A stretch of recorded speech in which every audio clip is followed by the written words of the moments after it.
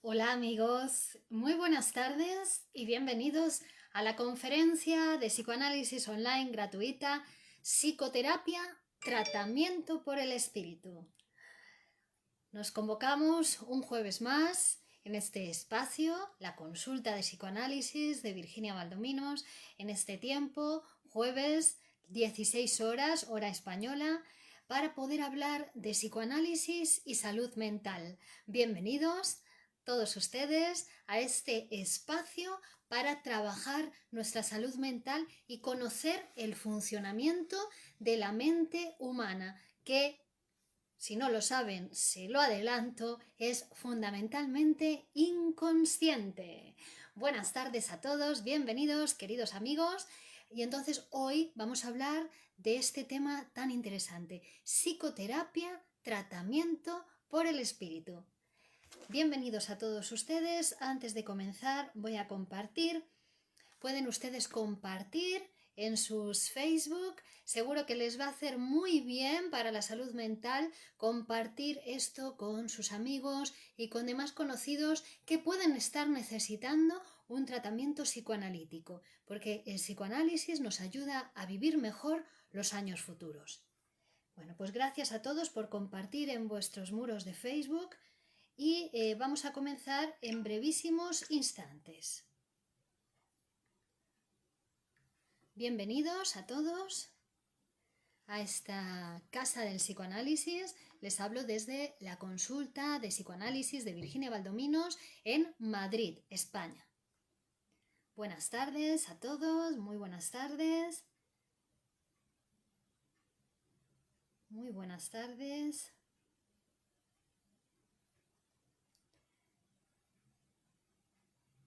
Vamos a tener oportunidad ahora de profundizar y adentrarnos en la psicoterapia, tratamiento por el espíritu, un texto de Sigmund Freud que nos enseñará muchas cosas. Bienvenidos a todos, buenas tardes, bienvenidos a los que asistís desde España y desde fuera de España, bienvenidos, esta es vuestra consulta. Muy bien. Hola a todos, queridos y queridas. Bienvenidos un jueves más a este espacio de psicoanálisis donde nuestro objetivo es difundir el psicoanálisis para todo el mundo.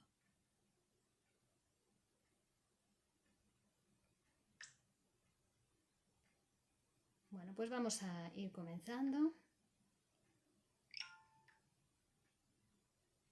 Después de este maravilloso ejercicio de compartir.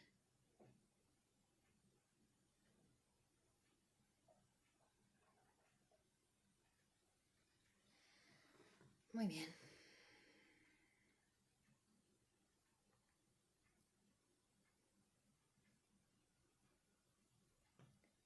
Bienvenidos.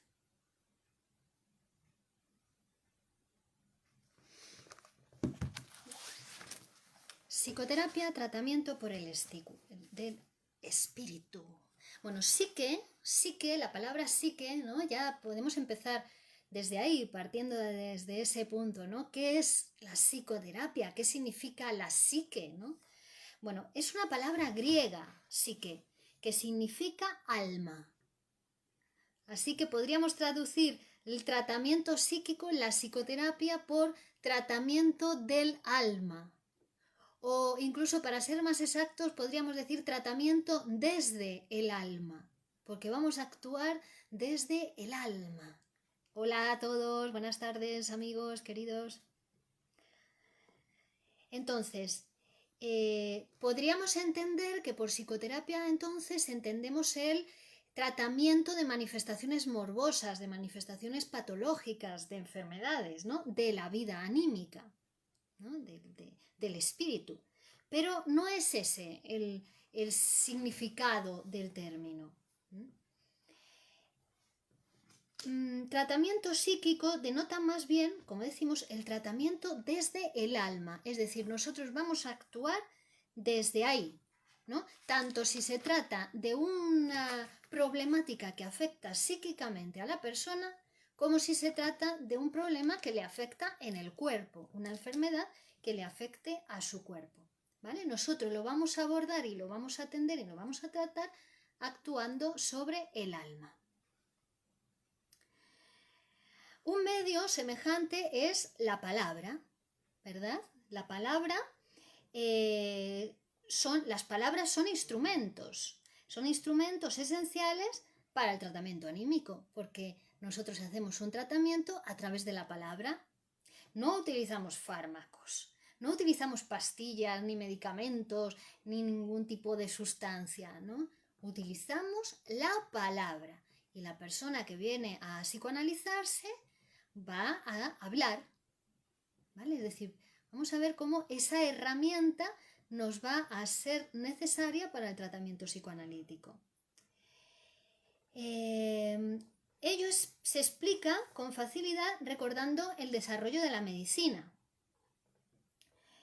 Durante el siglo XX, bueno, siglo XIX y siglo XX, sabéis que la medicina ha experimentado un desarrollo impresionante, ¿no? Durante el siglo XIX y durante el siglo XX también, gracias en parte a la producción del concepto inconsciente y al nacimiento del psicoanálisis. Pero hubo una época bastante estéril durante la cual estuvo la medicina subordinada a la filosofía, ¿no? Pero después de esta época, la medicina ya empezó a estar influenciada por las ciencias naturales y bajo la influencia de las ciencias naturales realizó los más grandes progresos. Ya sabéis que la medicina es una ciencia, es un conjunto de ciencias o es un arte que toma técnicas de otras ciencias, ¿no? Para utilizarlas en favor de lo que sería la cura de las enfermedades físicas, orgánicas del ser humano. Bueno, el psicoanálisis en realidad es una rama de la medicina, pero tiene su propia técnica y su propio método, ¿no? Pero Sigmund Freud es un médico quien lo descubre, quien lo produce, quien lo conceptualiza, quien escribe 3000 páginas para desarrollarlo, para formalizarlo, ¿no? Y después Lacan y Menasa pues también lo son, ¿no? Entonces se lo piensa como una rama, una extensión de la medicina, ¿no? De hecho, bueno, pues todos los médicos sería interesante que conocieran el funcionamiento del aparato psíquico y mental, ¿de acuerdo? Bueno, entonces fue a partir de pero fue cuando se independizó de la filosofía la medicina y se subordinó, digamos, o trataba de tomar como referencia las ciencias naturales y las técnicas provenientes de las ciencias naturales, cuando la medicina experimentó pues un gran desarrollo, un progreso muy amplio, ¿vale? Entonces, por ejemplo, ahí exploró la estructuración de los organismos a partir de unidades microscópicas, ¿no? Gracias al microscopio pudo llegar a esa capacidad para explorar los organismos. Llegó a conocer las células, ¿no? Gracias a esa capacidad de análisis microscópico. Llegó a comprender física y químicamente cada uno de los organismos, de los mecanismos, vitales, las funciones del organismo, también las estudió y las llegó a comprender, las funciones de los diferentes órganos, diferenció las modificaciones visibles y palpables de las partes del cuerpo que dan lugar a determinadas enfermedades, o sea, ya a partir de los signos podía diagnosticar determinadas enfermedades, y por otro lado descubrió también los signos mediante los cuales los procesos patológicos más ocultos se traducen ya en el ser vivo, ¿vale? Por otra parte, también fue capaz de revelar, de describir una gran cantidad de agentes patógenos vivos, ¿no? Sustancias vivas, bacterias, virus, etc. Y con ayuda de esos nuevos conocimientos logró reducir en una medida extraordinaria los riesgos de las intervenciones operatorias, ¿no? Porque puesto que antes en las operaciones que se hacían sin las condiciones asépticas adecuadas, pues se producían grandes infecciones e incluso fallecimientos de pacientes a causa de esas infecciones. Bueno, pues gracias a los progresos de la medicina, pues también se ganó mucho en este campo de las intervenciones quirúrgicas, ¿no? Algo tan sencillo como lavarse las manos, por ejemplo, ¿no? Y la pasteurización, la esterilización, etc. Bueno, todo eso pues fueron progresos y descubrimientos que se refirieron a la medicina, es decir, a lo somático, a lo físico, al cuerpo, ¿vale? Que dieron lugar a la mejora de la calidad de vida, por supuesto, del ser humano y la prolongación de su edad de supervivencia. Pero ¿qué sucedió? Que esa progresión, esa capacidad de descubrimiento y de crecimiento llevó a los médicos a la impresión equivocada de restringirse a lo somático, de estudiar solamente el cuerpo, de quedarse en el conocimiento de los procesos físicos y dejar de un lado, dejar aparte, no centrarse, infravalorar incluso lo que serían los procesos anímicos, los procesos psíquicos, ¿vale? Y esto que hicieron los médicos lo legaron a los filósofos, ¿no? Que sean los filósofos los que se ocupen de eso, ¿no? Nosotros nos ocupamos solamente del cuerpo. Pero claro, llega Freud, médico, y dice que se le presenta la dificultad o el reto de tener que atender y dar respuesta a determinados tipos de patologías, enfermedades problemáticas para los cuales la medicina no tenía respuesta, no tenía solución, no tenía tratamiento. Y entonces Sigmund Freud, que era una persona muy trabajadora y muy culta y muy estudiosa, bueno, pues se propuso realizar ese trabajo de producir un método para la atención y el tratamiento de estos padecimientos. Bien es cierto que ya se daban todas las condiciones en el campo científico para que él pudiera llegar al descubrimiento del inconsciente y a la producción del método psicoanalítico de interpretación-construcción y la técnica psicoanalítica de asociación libre en transferencia. Pero ya estaban dados todos los elementos en el campo de las ciencias, de la física, por ejemplo, de la matemática, de la filosofía, incluso para que él pudiera llegar a ese descubrimiento, ¿vale? Es decir, que sin Freud se hubiera llegado al descubrimiento del inconsciente y la producción del psicoanálisis, pues sí, ¿no? Pero sin esos descubrimientos de la física, de la matemática, de la filosofía anteriores, pues nadie hubiera podido llegar a ello, ¿de acuerdo? Así que Freud fue el trabajador que realizó esa función histórica y científica que era necesaria para que hoy, en el siglo XXI, dispongamos ya pues, de esta herramienta y de este tratamiento para las afecciones anímicas, para las afecciones del alma, si quieren ustedes, podemos insistir en ese término. Bueno, entonces la moderna medicina tuvo motivos suficientes, claro, para estudiar esa interrelación entre cuerpo y alma, entre lo corporal y lo anímico, entre lo físico y lo psíquico.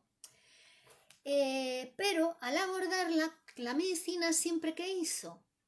Lo que hizo fue considerar que lo físico determinaba lo psíquico, ¿vale? Que todo lo que pasaba a nivel psíquico estaba producido por lo físico, ¿no? Por ejemplo, llegaba a pensar que si una persona tenía depresión es que le faltaba no sé qué sustancia o no sé cuánta sustancia o que tenía algo en el cerebro, que tenía, ¿no? Era lo físico lo que determinaba lo psíquico.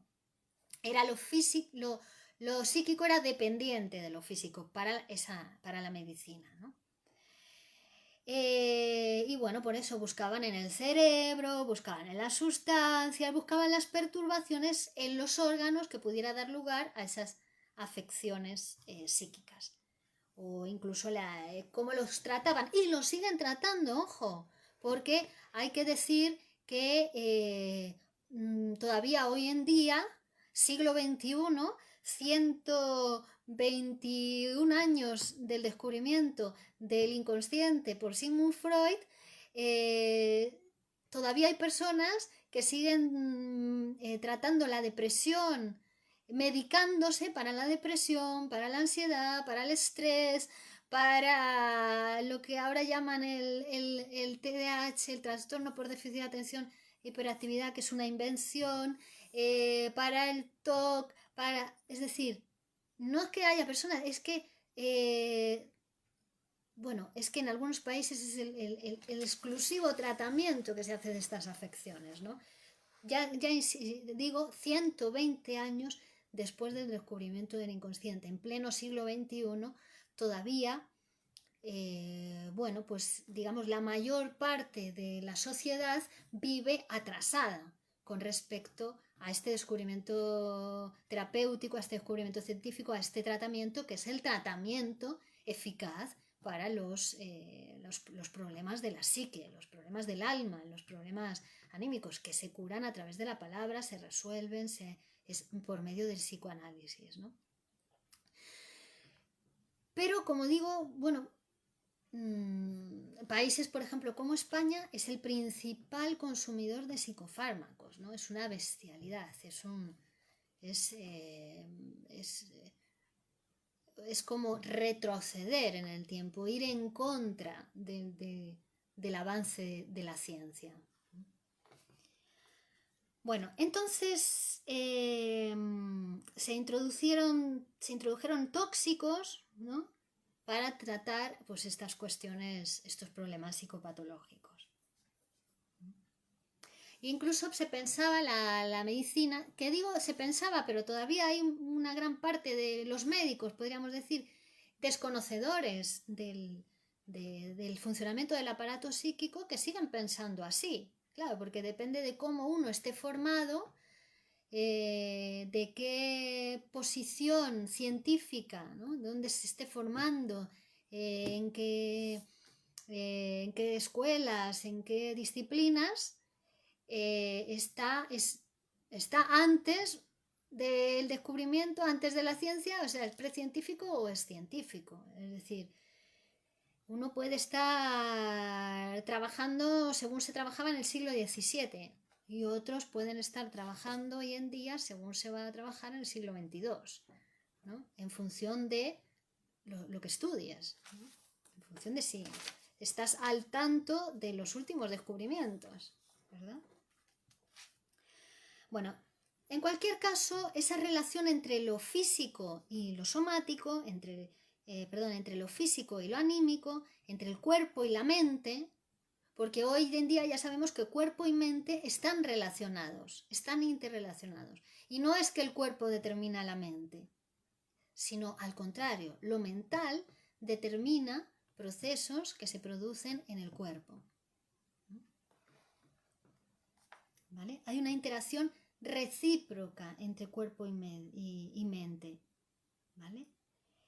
¿Qué sucedió? Que esta acción del cuerpo de la mente sobre el cuerpo, en primer lugar, o en principio, generó como una especie de reacción de repulsa por parte del campo de la medicina. No hoy ya, afortunadamente, donde el psicoanálisis está presente en algunos sectores de la medicina o de la psiquiatría.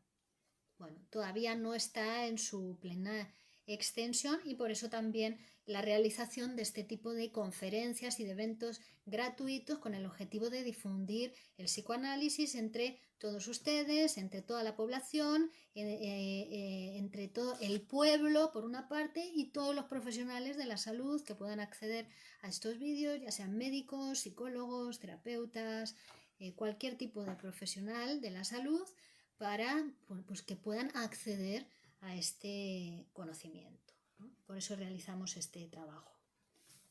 Bueno, esa orientación de la medicina hacia lo somático experimentó una paulatina modificación entonces, ¿no? ¿Por qué? Derivada de la medicina práctica, derivada de que había un grupo de pacientes, un grupo de enfermos con los cuales se encontraba la medicina y no podía No podía dar respuesta a ellos, no se podía explicar qué les pasaban. Pero es que son un número de enfermos muy numerosos estos enfermos, ¿no? Bueno, son enfermos graves cuyos continuos trastornos y padecimientos entonces producen, digamos, problemas a la habilidad del médico, porque mucho que indague, que busque, que recete, bueno, pues no se produce, no es eficaz para este tipo de problemáticas y muchas veces busca hallar signos físicos que justifiquen esos padecimientos y tampoco los encuentra. Ni siquiera en los análisis postmortales que se realizan en esos pacientes. Es decir, después de muerte se buscan si físicamente había algo en el cerebro o en algún lugar que justificara eso y no se encuentra jamás nada. ¿Vale? Bueno, a pesar de todos los adelantos técnicos de la medicina. Bueno, esos enfermos, ese grupo de enfermos tan numeroso, por otra parte, se destaca por la variedad y la exuberancia del cuadro clínico. Son personas que no pueden realizar ningún esfuerzo mental, porque tienen dolores de cabeza, porque no se pueden concentrar, les duelen los ojos cuando leen, se les fatigan las piernas al caminar, las sienten doloridas, embotadas. Su digestión está perturbada por sensaciones molestas, eructos, espasmos gástricos. Las evacuaciones solo las pueden realizar con ayudas de medicamentos y les resulta muy difícil o prácticamente imposible dormir. Es decir, aparece insomnio, problemas digestivos, problemas intestinales, estreñimiento, dolores de cabeza en la pierna, embotamiento, no se pueden concentrar. Bueno, es un cuadro clínico muy común, muy extendido entre la población, es un grupo de pacientes muy numeroso. ¿Vale? Todos esos trastornos los pueden presentar simultáneamente o sucesivamente o parcialmente, es decir, algunos sí, otros no. Pero en todos los casos es una enfermedad de la que estamos hablando. Este grupo de pacientes padece una enfermedad. Además, los síntomas que presentan estos pacientes pueden ser muy variables, ¿vale? Pueden ir cambiando y pueden ir sustituyéndose unos por otros, sucediéndose unos por otros. Y el mismo enfermo que hasta el momento, por ejemplo, estaba impedido a trabajar, no podía trabajar porque le dolía mucho la cabeza, ¿vale? Pero no le molestaba la digestión, por ejemplo. Bueno, pues puede ser que al día siguiente se sienta totalmente aliviado de los dolores de cabeza y empieza a tener problemas digestivos. ¿Vale? No soporta ningún alimento, por ejemplo. Bueno, también estos trastornos, estas problemáticas, estos síntomas pueden desaparecer súbitamente en estos pacientes.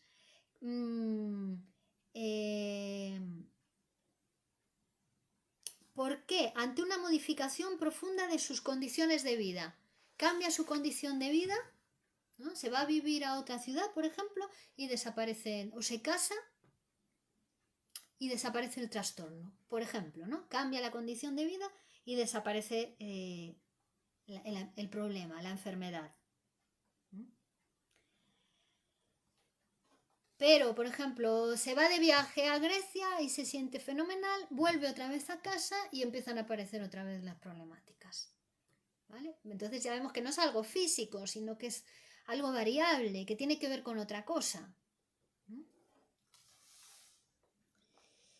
En algunos de estos enfermos, el trastorno, por ejemplo, un dolor, una debilidad paralizante, una debilidad que le impide moverse, hacer nada, salir de casa, etc., hasta puede cambiar de pronto de lado del cuerpo. Le dolía el lado izquierdo muchísimo, no se podía ni mover, estaba paralizado y de pronto se le quita el dolor en el lado izquierdo y se le pone en el lado derecho. También puede pasar eso. ¿Vale? Pero en todos los casos es posible confirmar que los síntomas están estrechamente influenciados o determinados por conmociones emocionales. fíjense, son conmociones emocionales las que están determinando esos síntomas. Estáis haciendo preguntas. Manuel dice, ¿es verdad que un susto, una injuria, una ofensa puede desarrollar el camino hacia el morir? Sí, es verdad. Exactamente. Ahora vamos a hablar de eso. Por ejemplo, conmociones emocionales del tipo susto, una injuria, una ofensa, pero también las preocupaciones, ¿no? Son las que están produciendo este tipo de trastornos y este tipo de problemas, este tipo de enfermedades. Mientras que cuando desaparecen esas conmociones emocionales, las preocupaciones, etcétera, también desaparecen. Pueden desaparecer completamente y vivir y ceder la plaza a un estado de perfecta salud. Incluso en problemas que llevan mucho tiempo dándose en la persona. ¿Vale? Vamos a ver si hay alguna pregunta interesante. Mónica, suelo tener esos problemas durante y después de la menopausia. Cambian los síntomas cuando estoy tranquila, no me duele nada. Sé que es psicológico y trato de cambiarlo. Ajá.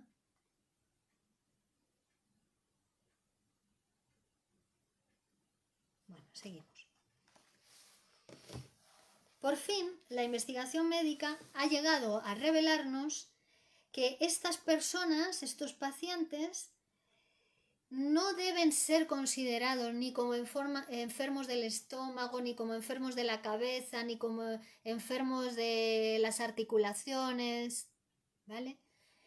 Sino que hay que considerarlos que son personas que tienen una afectación del sistema nervioso, ¿no?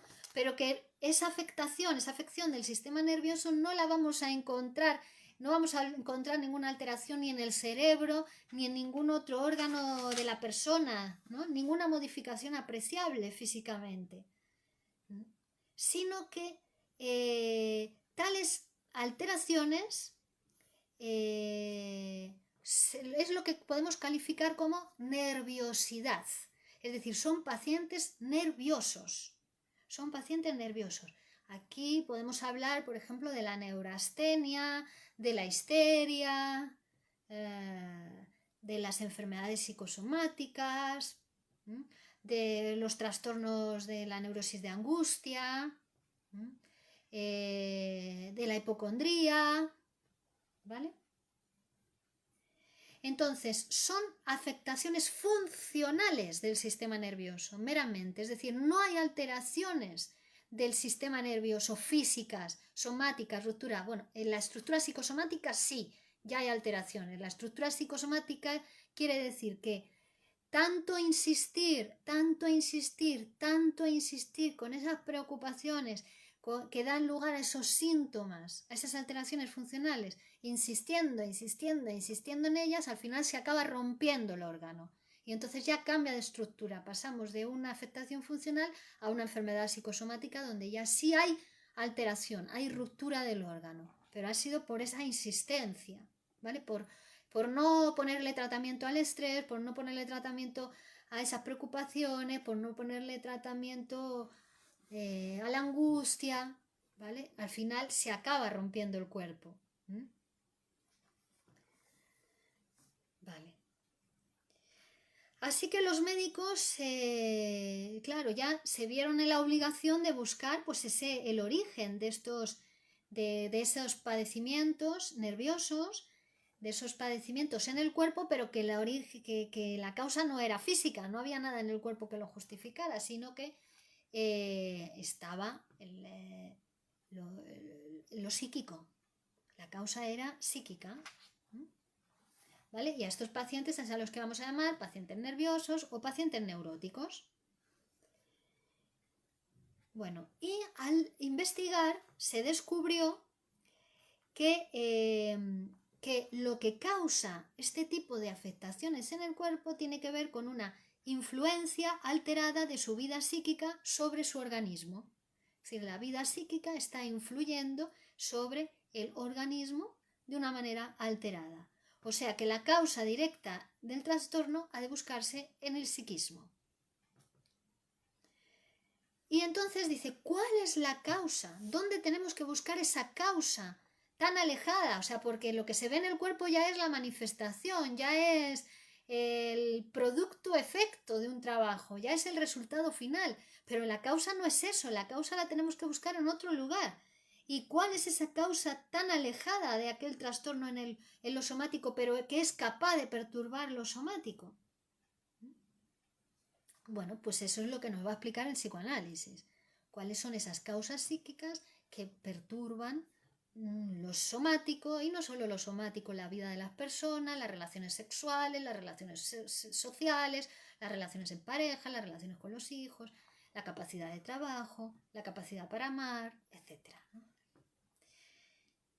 ¿Vale? Y entonces la ciencia médica lo que se ocupó, o el psicoanálisis, ¿no? También la ciencia médica, pero especialmente el psicoanálisis ha sido el capaz de dar ese nexo de unión entre cuerpo y alma, entre psique y soma, porque es que no se puede separar, ¿no?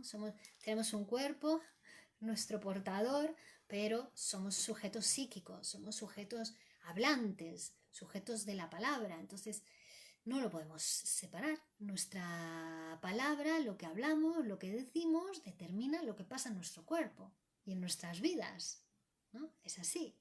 Lo que podemos pensar, si algo lo podemos pensar, lo podemos realizar. Si no lo podemos ni pensar, ni decir, ni siquiera, no lo podemos realizar, ¿no? Es decir, palabra, psique y cuerpo están interrelacionados, están unidos, no se pueden separar. Los separamos para estudiarlo, pero...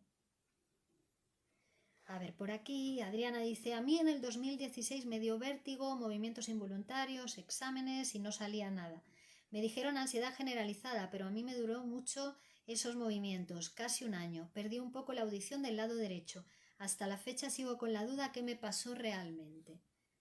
Bueno, pues lo puedes averiguar, ¿no? En tu proceso psicoanalítico. Dice Mónica, tan explícito es la manera y forma en que usted enseña que es imposible no entenderla. Nos ayuda a canalizar y así poder cambiar lo que está fuera de lugar. Claro, es que en realidad es muy iluminador. El psicoanálisis todo lo que toca lo ilumina, porque nos explica cosas que hasta su llegada estaban ocultas, no se conocían, vivíamos en ignorancia con respecto a ellas. Y el psicoanálisis es una linterna que empieza a alumbrar esas partes de nuestro propio psiquismo, y ya dejan de estar ocultas, ¿no? Por eso cada uno en su proceso psicoanalítico va descubriendo, va autoconociéndose, ¿no? Va iluminando esas partes ocultas de su propia personalidad y de su propio psiquismo y de su propia vida, porque son las que determinan nuestra vida.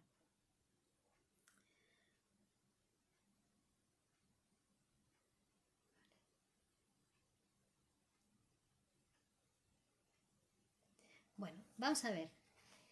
Vamos a seguir un poquito más, vamos a seguir avanzando. Bueno, el psicoanálisis, no solo el psicoanálisis, también la medicina, cuando estudia, pretende conocer el funcionamiento normal de un órgano, por ejemplo, estudia el funcionamiento patológico, la enfermedad, ¿no? Porque como en la enfermedad se ve para qué sirve ese órgano, porque hay alguna función que está afectada. Bueno, pues en lo psíquico también, ¿no? Por eso a veces el psicoanálisis, o hablamos, por ejemplo, nos centramos en el estudio del trastorno obsesivo compulsivo, de la esquizofrenia, o de la histeria, o de la neurosis de angustia, o de las inhibiciones, o de los trastornos de la sexualidad, etcétera, pero para conocer cómo funciona, cómo es el funcionamiento normal del aparato, ¿no?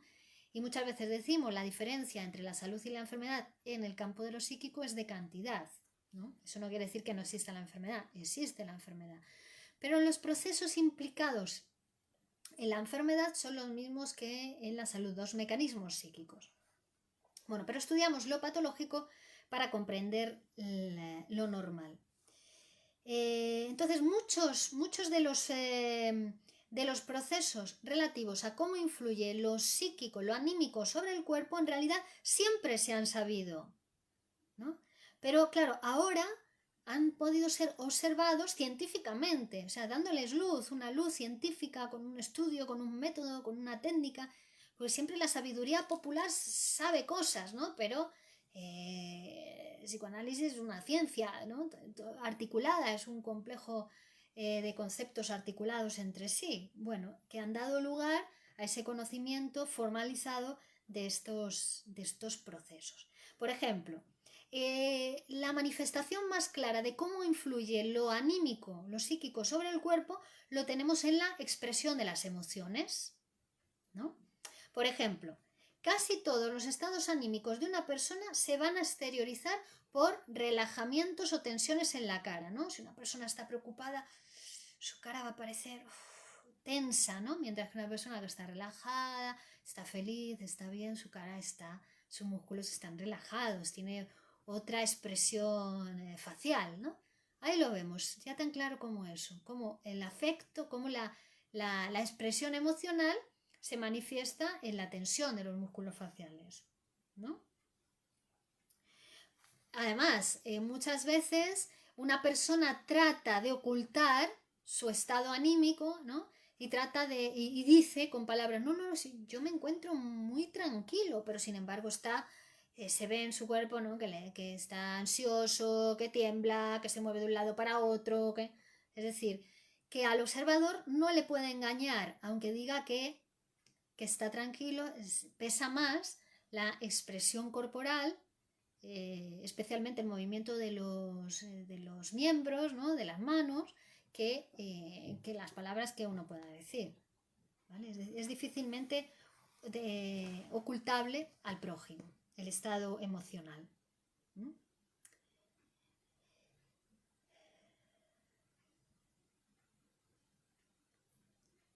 Y luego también se observan cómo determinados cambios somáticos están influenciados por esos procesos anímicos o esos procesos emocionales, por ejemplo, alteración de la actividad cardíaca, alteración del ritmo respiratorio, la distribución sanguínea en los diferentes órganos corporales, etc. ¿Vale?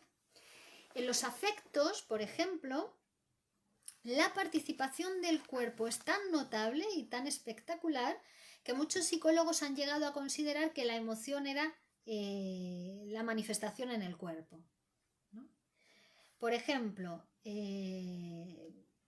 todo el mundo conoce esa relación que existe entre alteración de la expresión facial, ¿no? De la circulación sanguínea, de las secreciones, del estado excitativo de la musculatura voluntaria, que pueden producirse, por ejemplo, bajo una emoción de miedo, cuando uno tiene miedo, ¿no? Como sería una cara de miedo, ¿no? Por ejemplo, que pueden producirse bajo la influencia de la ira, ¿no? Ya cambia la cara, cambia la expresión, cambia incluso, uno se acalora, ¿no? Le cambia todo, la fluctuación sanguínea en el cuerpo, todo, la actividad cardíaca, el éxtasis sexual, por supuesto, también, como altera todos esos signos corporales. O otras emociones también van a afectar a los cambios del cuerpo. ¿Mm? Y luego también como los afectos, por ejemplo, depresivos, cuando una persona se encuentra deprimida y todos los afectos cercanos a la depresión, la congoja, las preocupaciones, la aflicción, esto no todo el mundo lo sabe, pero es muy importante saberlo, ¿vale? Porque cambia la concepción de todo. Es decir, el estado depresivo y todos los afectos relacionados con la depresión reducen, por ejemplo, la nutrición del organismo, ¿vale? Llevan al encanecimiento precoz, a la desaparición del tejido adiposo y alteraciones patológicas de los vasos sanguíneos. Fíjense, eso es la depresión. La depresión lleva a modificaciones de ese tipo en el cuerpo. Las preocupaciones, el dolor. Y también todo el mundo sabe que, al contrario, una excitación gozosa, la felicidad, hace como que todo el organismo de la persona florece. Uno se pone guapo, bello, por estar feliz, florecido, ¿no? Recupera parte de su juventud con la felicidad. Entonces, esos grandes afectos tienen una íntima relación también, fíjense qué importante, con la resistencia frente a enfermedades infecciosas. Claro, miren ahora la pandemia por el COVID, ¿vale? Que ha sido devastadora, ¿no? En el mundo especialmente desarrollado, ¿vale? Si no tendrá que ver eso con otra pandemia que existe hace muchos años ya, que es la depresión. La depresión está en índices de población altísimos, pero altísimos. Estamos hablando incluso de llegar al 80%, 70-80% de depresión en la población, en mayor o menor gravedad. Y lo que nos dicen los estudios y las investigaciones es que la depresión disminuye la resistencia frente a las enfermedades infecciosas. Es decir, que es más fácil contagiarse de una enfermedad infecciosa cuando la persona está deprimida, cuando la persona está afligida, cuando la persona está preocupada.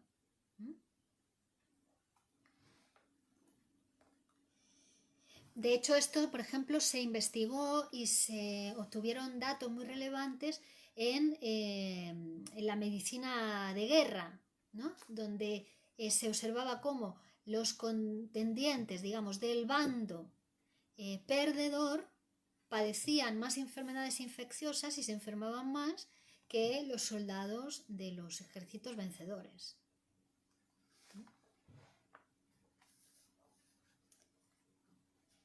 Es más, los afectos, casi exclusivamente la depresión, los afectos depresivos, a menudo son directamente causa de enfermedades. Directamente, sin más. Es decir, solamente deprimirse es causa de enfermedades graves, tanto del sistema nervioso como de otros órganos, es decir, enfermedades del cuerpo, con alteraciones demostrables. Siempre están antecedidas por una depresión. Esto la Organización Mundial de la Salud ya hace bastantes años que lo explicó, ¿no? No es que, porque al principio se pensaba que la persona que le diagnosticaban un cáncer, ¿no? Cuando el médico le decía usted tiene cáncer, ahí la persona se deprimía. Es decir, que lo que atribuyeron los médicos es que la persona se deprimía por el diagnóstico. Pero más tarde las investigaciones, y así lo confirmó la Organización Mundial de la Salud, demostraron que es al contrario, la depresión estaba antes de la producción del cáncer. Es decir, que la depresión produjo o fue copartícipe del desarrollo de la producción del cáncer en ese paciente. ¿Vale? Ay. ¿Vale? De hecho,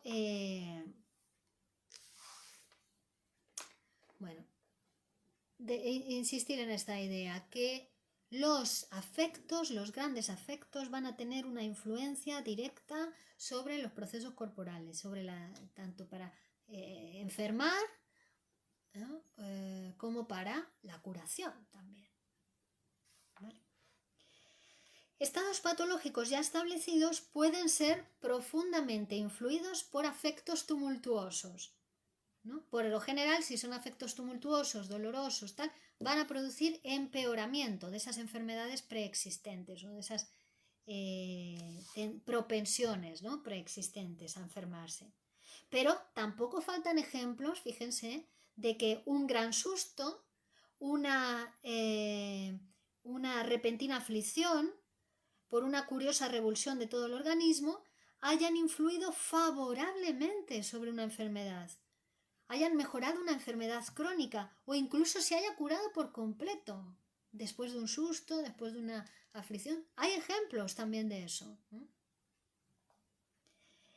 Y además, no cabe duda que la duración de nuestra vida, como decía antes uno de los participantes en la conferencia, Manuel, decía que nuestra vida puede ser abreviada en su tiempo por afectos depresivos, incluso por un susto violento, una injuria o una ofensa. Eso puede reducir el tiempo de vida. O incluso poner fin repentinamente a la existencia. Recuerdo un tipo de cáncer en el cerebro, el glioblastoma, que siempre se produce después de una conmoción emocional fuerte, ¿no? Y es muy breve, inmediatamente después y la persona muere muy rápido además. ¿Vale? Bueno, además, por extraño que parezca, a veces eso también puede pasar por una grande e inesperada alegría. A veces una alegría muy grande y muy inesperada puede dar lugar también a la abreviación de la existencia. Bueno.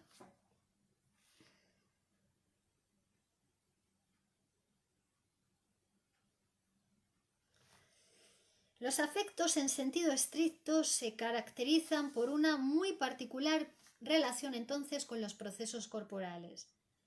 Pero en realidad, bueno, de hecho hay un sistema del cuerpo que es el sistema inmunológico, el sistema de defensas de nuestro organismo, que está estrechamente vinculado con las emociones. Así que si uno se deprime también su sistema de defensas. Es el sistema inmunológico, digamos, ese que va a mediar entre el psiquismo, entre lo anímico y lo físico, lo corporal. Pero en realidad todos los estados anímicos, incluso los que consideramos como procesos intelectivos, no es una emoción, sino que es un pensamiento, una idea que te ronda, una preocupación, también en cierto modo son afectivos, ¿no? Y a ninguno de ellos le falta la expresión somática y la capacidad de alterar los procesos corporales. Hasta en el pensamiento más reposado, por medio de representaciones, se descargan en el cuerpo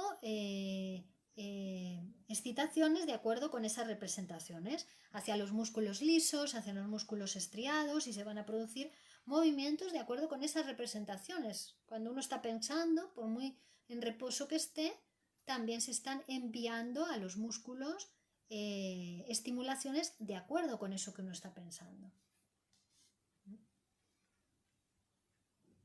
Y por eso de esto también depende mucho algunos fenómenos que se han considerado sobrenaturales, ¿no? Por ejemplo, la adivinación del pensamiento y otros de este tipo, donde eran los movimientos, se leen los movimientos involuntarios de la persona, ¿no? Que está pensando no sé qué, y el medium, el que hace el medium, lee los movimientos involuntarios y así va adivinando.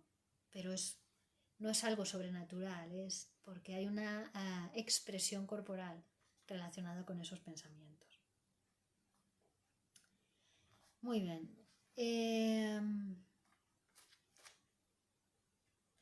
Bueno, por otra parte, los procesos de la voluntad y de la atención también son susceptibles de influir poderosamente sobre los procesos corporales, la voluntad y la atención, ¿vale?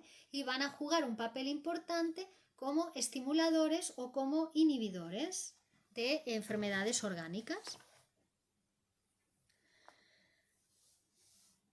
Por ejemplo, Freud trae aquí el ejemplo de un médico inglés, dice, muy célebre, que presume o que ha dicho de sí mismo que consigue provocar las más diversas sensaciones y dolores en cualquier parte de su cuerpo solamente poniéndole o quitándole la atención a determinadas partes o determinados órganos corporales. Bueno, esto pasa así, ¿no? Generalmente cuando uno le duele, tiene un dolor de muelas, dice, concentrado está toda su atención en ese agujero del molar, ¿no? Está toda la atención puesta en el dolor. Y también por eso muchas veces cuando uno se distrae, ¿no? Dice, sal, distráete, no estés todo el día ahí regocijándote en tu dolor. Claro, porque la atención está relacionada también con esa capacidad para sentir o para producirse un dolor en el cuerpo. Claro, los profanos la gente que no está familiarizada pues, con estos campos de la ciencia podrían pensar que dice, bueno, pero es que entonces son dolores imaginarios, ¿no? Su imaginación. Bueno, podríamos llamarlo allí, así, son diferentes a esos dolores que se producen por heridas o por enfermedades o por inflamación del órgano, es cierto, pero no por eso dejan de ser igualmente dolorosos, ¿no? ¿No? Cualquiera que sea la causa del dolor, aunque se trate de la imaginación, los dolores mismos no dejan de ser menos reales y menos violentos. Dice Adriana, entonces cualquier enfermedad parte de lo que ha vivido el ser, por ejemplo el lupus, hace lo contrario que debe hacer el sistema inmunológico. Es un autoinmune, ¿no? El lupus. Es decir, se ataca a células que no debe atacar. Claro, es una enfermedad autoinmune. Lo psíquico está ahí totalmente implicado. Totalmente implicado. No tiene por qué haber sido lo vivido, también puede haber sido lo fantaseado, también puede haber sido lo pensado, lo deseado. Por eso en esos casos recomendamos psicoanálisis a los pacientes. Aunque sigan un tratamiento médico, abordar las cuestiones psíquicas, la faceta psíquica de la enfermedad, que es la que está produciendo la enfermedad. Que si no, esa enfermedad, digamos que no se va a curar, no se va a restablecer por completo, va a quedar la estructura psíquica que la produce. ¿Vale? Va a poder usted o el paciente tratar los síntomas, pero no la modificación de la estructura psíquica que produce esos síntomas. Esto es importante porque la causa está en otro lugar de los síntomas. Los síntomas es lo que se ve, lo que se manifiesta, pero la causa está en otro sitio. Está oculta, es decir, está trabajando desde otro sitio que no se ve. ¿Vale? Entonces, ese abordaje es el que tenemos que hacer. Actuar sobre la causa de los síntomas manifiestos. ¿Vale? No solo para hacer desaparecer los síntomas, la desaparición de los síntomas va a ser, digamos, un efecto secundario, un efecto beneficioso, pero lo que se va a trabajar es la máquina de producir los síntomas. Para que se transforme la máquina y sea otra, ya no necesite producir esos síntomas, sino que produzca otras cosas. ¿Vale?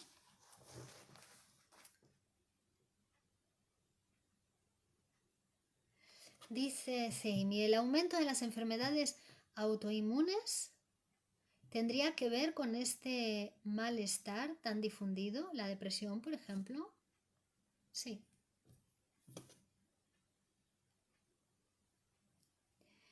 Es que la depresión es una enfermedad muy grave y la mayoría de los casos están sin tratar. O sea, se tratan con pastillas, que es lo mismo que decir sin tratar, o incluso peor, ¿no? Porque también tienen unos efectos secundarios graves ese tipo de medicación. Entonces, claro, digamos que resuelve la enfermedad, es tan dolorosa que es la depresión, que es una enfermedad muy dolorosa, va resolviendo en enfermar el cuerpo. Bueno, en algunos casos hasta lleva al suicidio o la muerte por enfermedad grave, que es casi lo mismo. Es una especie de suicidio encubierto.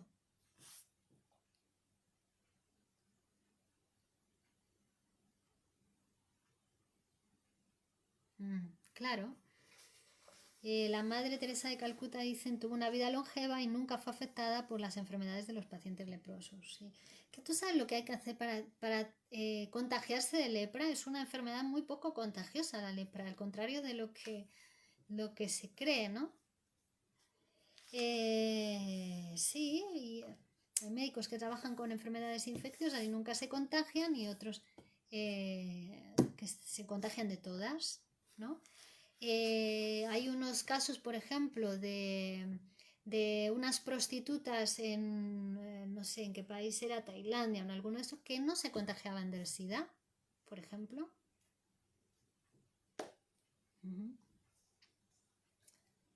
¿Vale? O sea que hay cuestiones que son psíquicas, culturales, grupales,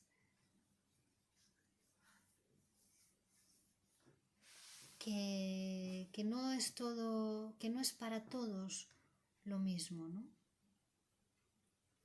que existen las diferencias. Bueno, luego vamos a hablar un poquito de lo que es la expectación, ya para ir terminando. La expectación, merced a la cual toda una serie de las más activas fuerzas psíquicas pueden ponerse en juego para determinar la provocación y la curación de afectaciones corporales. Es decir, que a veces una es poner la expectación en que algo va a ir bien, en que algo va a mejorar, ¿no? Es como que todas las fuerzas psíquicas se ponen a favor de la curación y es más fácil que la persona se cure, ¿no? Mientras que, por ejemplo, la expectación ansiosa pues va a producir lo contrario. Por ejemplo, en una epidemia, en una pandemia, como ahora con el coronavirus, dice, aquellas personas que están precisamente más temerosas de contagiarse, más ansiosas, con más miedo, con más temor, dice, pues son los más expuestos precisamente a contraer la enfermedad. En el estado opuesto, la expectación confiada o esperanzada es una fuerza curativa con la que tenemos que contar en todos nuestros esfuerzos terapéuticos. Es decir, que cuando una persona viene al tratamiento psicoanalítico y viene confiada, ¿no? Quiere curarse, quiere transformarse, y viene confiada en que el psicoanálisis le va a transformar, eso juega a favor del tratamiento, ¿no? Juega a favor, mientras que cuando aparece lo que llamamos las resistencias negativas, ¿no? Eso juega en contra del tratamiento. Después, las curas milagrosas, ¿no? Todo el mundo hemos oído hablar de las curas milagrosas, personas que se han curado, que parece un milagro, ¿no?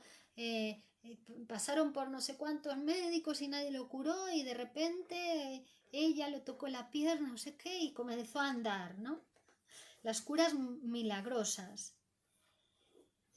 Bueno, pues las verdaderas curas milagrosas se producen en creyentes bajo la influencia de determinadas ceremonias que están destinadas a exaltar los sentimientos religiosos o en sitios de veneración de imágenes donde un personaje santo o divino se ha mostrado a las criaturas humanas, ¿no? Y les ha prometido aliviar sus sufrimientos como recompensa.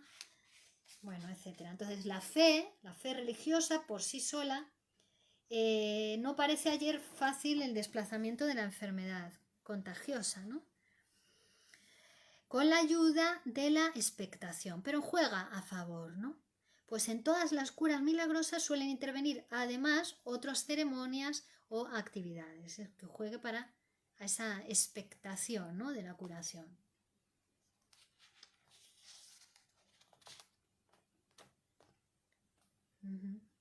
Claro, o por ejemplo se les hace hacer a los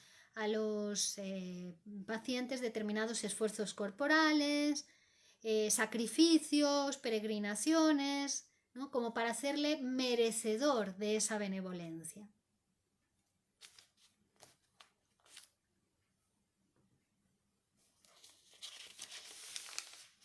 Pero no son solamente artimañas piadosas y observaciones imprecisas, ¿no? Ocurren, efectivamente, las curas milagrosas siempre han ocurrido y no solamente afectan a los padecimientos de origen psíquico, ¿no? Que estos que decimos que podrían tener el origen en la imaginación, sino que también afectan a enfermedades orgánicas, ¿no? Personas que tenían un cáncer y van a la siguiente revisión y ha desaparecido, ha desaparecido el tumor, ¿no? Bueno, esos casos pasan, esas cosas pasan.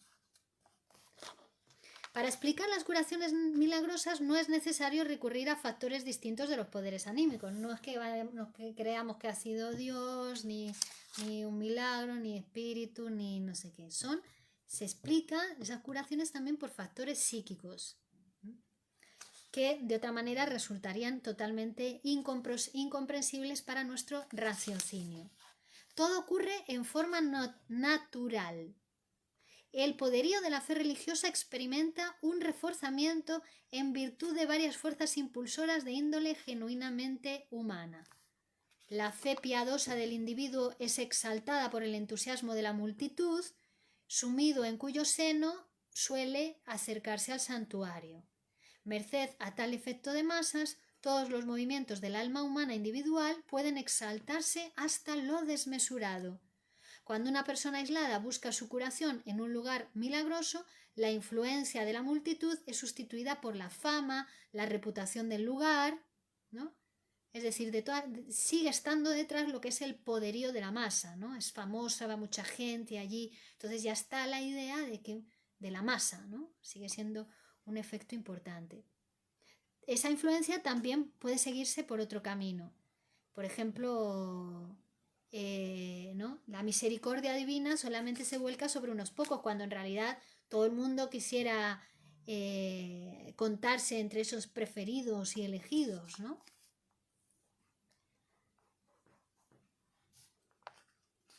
Bueno, pero incluso los incrédulos ante la religión necesitan renunciar por ello a las curaciones milagrosas. En ellos también la fama y la acción de la masa sustituyen totalmente a la fe religiosa, es decir, que no hace falta tener fe en la religión para curarse, ¿no? Por ejemplo, hay médicos que se curan ya por la fama que tienen, ¿no? Tienen muchos pacientes, son muy famosos, entonces ya eso juega a favor de la curación con ese médico. Todos quieren contarse entre los pacientes curados por ese encumbrado doctor. Un mismo tratamiento realizado por un médico de moda va a tener un efecto diferente que un tratamiento realizado pues por un médico que no está de moda. ¿Ven? Todos esos son factores, elementos que están jugando a favor de la eficacia de un tratamiento. Y luego ya todos sabemos también que existen lo que llamaríamos los milagreros, ¿no? Los curanderos, ¿no? Muchas personas no confían en la ciencia y sin embargo, bueno, pues confían en estos curanderos y bueno, y esa confianza obra a favor de la curación. Bueno, podríamos seguir un poquito más, pero tenemos que dejar aquí. Si quieren ustedes pueden seguir leyendo el texto donde a continuación el doctor Sigmund Freud nos va a hablar de la hipnosis y cómo funcionan los efectos hipnóticos. Decir que psicoanálisis no tiene nada que ver ni con la hipnosis ni con esas cuestiones dadas debidas a la fe. Hemos ido analizando todo esto para que ustedes comprendan y vean cómo juega a favor de la curación en los tratamientos todo este tipo de factores. Hablando de psicoterapia, tratamiento por el espíritu. Muchas gracias a todos, dejamos aquí por hoy, pero continuamos el próximo jueves a la misma hora. Gracias a todos, Virginia Valdominos desde Madrid, España. Hasta la próxima.